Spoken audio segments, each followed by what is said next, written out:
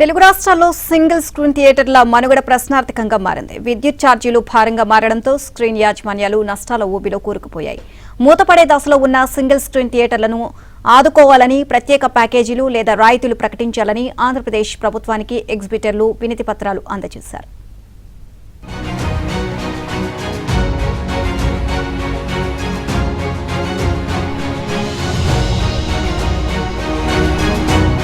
తెలుగు రాష్ట్రాల్లో ఒకప్పుడు సామాన్యుడికి అందుబాటులో ఉండే ఏకైక వినోద సాధనం సింగిల్ స్క్రీన్ థియేటర్లు.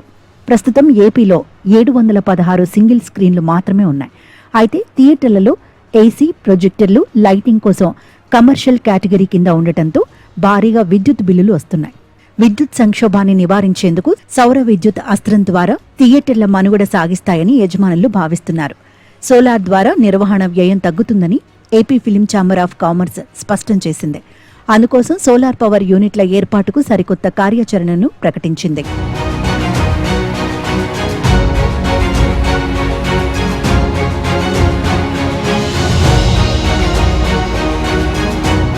ఇటీవలి హైదరాబాద్లోని అల్లు సినిమాస్ తమ ప్రాంగణంలో 727 కిలోవాట్స్ భారీ సోలార్ పవర్ సిస్టమ్ను ఏర్పాటు చేసుకుంది. దీని ద్వారా వారి వార్షిక కరెంటు బిల్లు కేవలం 5 లక్షలు మాత్రమే వస్తుందని ఎగ్జిబిటర్లు చెబుతున్నారు. సోలార్ ద్వారా విద్యుత్ భారం తగ్గింది. ఇదే తరహాలో సింగిల్ స్క్రీన్లు కూడా సోలార్ వైపు మొగ్గు చూపితే విద్యుత్ బిల్లుల భారం తగ్గే అవకాశం ఉందంటున్నారు. థియేటర్లో సోలార్ పవర్ ప్లాంట్కు ఏర్పాటయ్యే మొత్తం ఖర్చులో 80% వరకు రుణం అందించేందుకు ప్రైవేట్ బ్యాంకులు ముందుకు వచ్చాయి. ఈ రుణాల మంజూరు ప్రక్రియను ఫిలిం ఛాంబర్ దగ్గరుండి పర్యవేక్షించనుంది. థియేటర్లకు సోలార్ ప్యానెళ్లు అమర్చే సమయంలో వాణిజ్య కేటగిరీ నిబంధనలను సడలించి ప్రత్యేక రాయితీలు ఇవ్వాలని ఎగ్జిబిటర్లు ప్రభుత్వాన్ని కోరుతున్నారు. ఈరోజు మన చంద్రబాబు నాయుడు గారి ఆధ్వర్యంలో చలనచిత్ర పరిశ్రమ చాలా బాగా అభివృద్ధి చెందుతుంది. అట్లాగే బాలకృష్ణ గారు చాలా చొరవ తీసుకుని మన ఆంధ్రప్రదేశ్ అభివృద్ధికి ఎన్నో ప్రణాళికలు రచిస్తున్నారు. ఇటువంటి టైంలో మేము AP film chamber of commerce నుంచి కూడా ఖచ్చితంగా ఏదో చేయాలి అనే ఒక లక్ష్యంతో చాలామంది రకరకాలుగా వస్తున్నారు, ఎంక్వైరీస్ చేస్తున్నారు.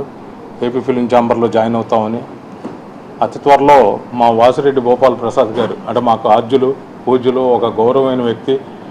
సింగిల్ స్క్రీన్ల రక్షణ కోసం ఫిలిం ఎగ్జిబిటర్ల అసోసియేషన్ ప్రభుత్వాల ముందు కొన్ని ప్రధాన ప్రతిపాదనలు ఉంచింది. ఏసీ థియేటర్లకు 5 నుండి 15 వరకు, నాన్ ఏసీ థియేటర్లకు 3 నుంచి 7 రూపాయల వరకు మెయింటెనెన్స్ ఛార్జీలను సవరించాలని ఎగ్జిబిటర్లు కోరుతున్నారు. పెద్ద బడ్జెట్ సినిమాలకు అనుమతించే అదనపు టికెట్ ధరలో 20% వాటాను థియేటర్ల నిర్వహణ కోసం ఎగ్జిబిటర్లకే కేటాయించాలని డిమాండ్ చేస్తున్నారు. సింగిల్ స్క్రీన్లకు ప్రాపర్టీ ట్యాక్స్ తగ్గించడంతో పాటు విద్యుత్ ఛార్జీల్లో రాయితీలు కల్పించాలని కోరుతున్నారు. అందరూ ప్యాషన్ కోసం రన్ చేస్తున్నారు కానీ థియేటర్ని not with intention of collecting money or anything. You can practically see anything, but the thing is just to get it revived అండి అని మళ్ళీ పునరుద్ధరణ చేయడానికి అని చెప్పి మనం గవర్నమెంట్ దగ్గర నుంచి we should take the maximum benefit. అంటే ఎట్లాగంటే వారు చెప్పినట్టు ఈ ఎలక్ట్రికల్ పవర్ తీసుకోవటం అనేది ఒకటి. నెక్స్ట్ ఏంటంటే to encourage the producers and small producers. మొదలుపెట్టిన 13 సంవత్సరాలు 15 సంవత్సరాలు అయిన తర్వాత ఫస్ట్ మేము ఇన్ని రోజుల నుంచి కనిపెట్టిన ప్రాబ్లం ఏంటంటే సినిమా ఉండాలి, ఆడాలి, అది బతకాలి అంటే కావాల్సింది అందరికీ థియేటర్స్ కొంతమంది ఇవ్వట్లేదు అని చెప్పడం కన్నా మనం తీసే కంటెంట్ ఎలా ఉందనేది ఇక్కడ చాలా కీలకమైన పాయింట్ అండి.